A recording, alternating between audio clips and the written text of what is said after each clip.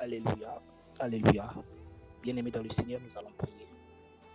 Seigneur Dieu Tout-Puissant, merci pour ta grâce et ta force dans nos faiblesses. Aide-nous à faire confiance à ta puissance plutôt qu'à notre propre être, Seigneur Jésus-Christ. Ne permets pas que le diable mette en nous l'idée de compter sur nous-mêmes que de compter sur toi. Seigneur, nous n'avons personne à part toi sur qui compter. Béni sois-tu. Reçois toute la gloire. Au nom de Jésus, nous avons prié. Amen. Bien-aimés, nous allons prendre nos Bibles. Nous allons lire la parole qui se trouve dans 2 Corinthiens 12, verset 9. Lisons au nom du Seigneur. Et il m'a dit, ma grâce te suffit, car ma puissance s'accomplit dans la faiblesse. Je me glorifierai donc bien plus volontiers de mes faiblesses, afin que la puissance de Christ repose sur toi. Amen. Alors, bien-aimés, le texte que nous venons de lire est le texte de base de notre prédication de ce matin, que nous allons donner pour thème la force de Dieu dans nos faiblesses. Amen. Nous parlons de la force de Dieu dans nos faiblesses. Alors, en tant qu'être humain, le plus souvent nous essayons de nous présenter comme des personnes très fortes et capables. J'ai toujours constaté que nous n'aimons pas admettre nos faiblesses ou nos luttes. Parfois, nous sommes honteux de parler de Dieu dans nos entourages. Amen. La Bible nous enseigne que c'est dans notre faiblesse que la force de Dieu peut être rendue forte. Amen. Bien-aimés, nous ne devons pas avoir peur. Amen. Nous ne devons pas avoir peur parce que lorsque nous montrons nos faiblesses à Satan, il est toujours très content parce qu'il sait qu'il est en train de prendre déjà l'autorité sur ta vie. Tu ne dois pas montrer tes faiblesses lorsqu'il s'agit de parler du royaume. Parce que lorsque tu crois à celui qui t'a envoyé, lorsque tu crois que tu peux parler de son nom avec audacité, déjà lui-même il te redonne la force qu'il faut et il sait des paroles qu'il met dans ta bouche pour pouvoir parler de son nom à ton entourage. Amen. Alors, bien-aimés, le texte que nous venons de lire est le texte de base de notre prédication de ce matin, que nous allons donner pour thème la force de Dieu dans nos faiblesses. Amen. Nous parlons de la force de Dieu dans nos faiblesses. Alors, en tant qu'être humain, le plus souvent nous essayons de nous présenter comme des personnes très fortes et capables. J'ai toujours constaté que nous n'aimons pas admettre nos faiblesses ou nos luttes. Parfois, nous sommes honteux de parler de Dieu dans nos entourages. Amen. La Bible nous enseigne que c'est dans notre faiblesse que la force de Dieu peut être rendue forte. Amen. Amen. Car lorsque nous faisons ce genre de rêve, après l'attaque satanique dans le rêve, bien aimé, c'est pas souvent bon de dire que non, tout ce qui est révélé est condamné. Je vous conseille plutôt de ne pas dormir sans prier contre cela. Parce qu'après cette attaque satanique, Satan peut se manifester dans une chose négative te concernant. Même si ce n'est pas toi, cela peut concerner un membre de ta famille. Et il y aura toujours un résultat de malheur dans ton milieu. Amen. Donc c'est pourquoi je vous dis souvent attention avec ce langage que les chrétiens disent toujours tout ce qui est révélé est condamné. C'est souvent pas bien de redormir après avoir fait un mauvais rêve. Non, bien aimé. Prie contre cela. Amen. Oui, bien-aimé, c'est Dieu qui sauve. Oui, c'est la première des choses à savoir en tant que fils du royaume, que lorsque tu fais ce genre de rêve, ne laisse pas ta faiblesse prendre le dessus sur toi. Lève-toi et prie. Demande la force et la faveur de Dieu. Tu verras que tu vas surmonter à ce problème dans le rêve que tu as eu à faire. Nous, en tant que chrétiens, souvent ce n'est pas du tout facile.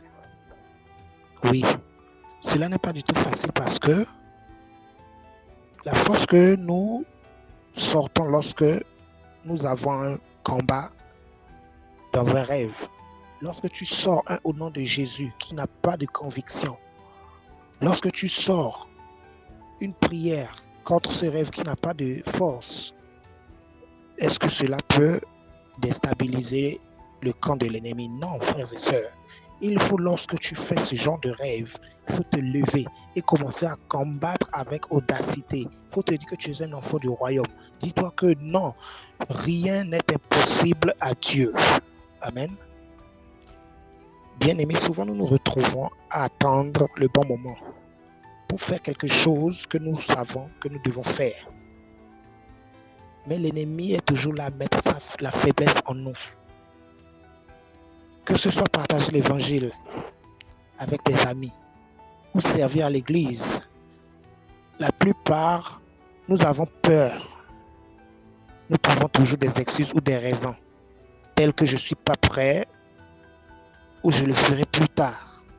Mon frère, ça ne vient pas de toi. Non, c'est le diable qui est en train de mettre la faiblesse en toi. Amen. Et bien aimé, c'est comme le dit dans la parole de Dieu, le livre de Jean 4, 35. Jésus nous rappelle, la moisson est maintenant. Ce n'est pas pour après, c'est pour maintenant. Nous ne devons pas attendre un moment le plus opportun pour obéir à l'appel de Dieu. Non, lève-toi contre les esprits qui te tourmentent. Lève-toi contre les esprits qui mettent en toi la peur. Lève-toi contre les esprits qui mettent en toi le doute. Lève-toi contre les esprits qui mettent en toi la honte.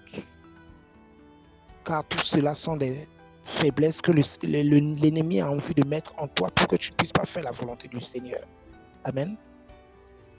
Nous devons savoir dans la plupart du temps, bien-aimés, que lorsque le diable met une faiblesse en nous, c'est pour que nous ne puissions pas faire la volonté de Dieu. Oui, le diable est rusé. Il va te mettre des envies de la chair pour que tu ne puisses pas suivre le chemin du salut. Il sait que s'il met en toi les désirs de ce monde, tu vas laisser le chemin du salut pour suivre les désirs. Il va mettre les désirs de l'argent en toi. Il va mettre les désirs du sexe en toi. Il va mettre les désirs de l'ivrognerie en toi. Pour que tu puisses faillir dans la faiblesse. Non, mon frère, ma soeur, c'est le moment que tu te lèves, que tu saches que c'est le Seigneur qui donne la force de surmonter cette faiblesse afin que tu puisses te lever et parler de son nom. Car il y a de ces gens qui ont besoin que toi, tu les parles du Seigneur Jésus-Christ, que tu les parles du retour de Jésus-Christ. Car le retour de Jésus-Christ se rapproche. Personne ne connaît la venue du Christ. Ça sera brusque, mon frère, ma soeur. Est-ce que si le Seigneur Jésus venait de là où tu es en ce moment, dans cette position où tu es, est-ce que tu iras au ciel ou est-ce que tu vas rester? C'est la question que je nous pose en ce moment, mon frère, ma soeur. Ne faisons pas en sorte que les faiblesses de ce monde nous retiennent en captivité.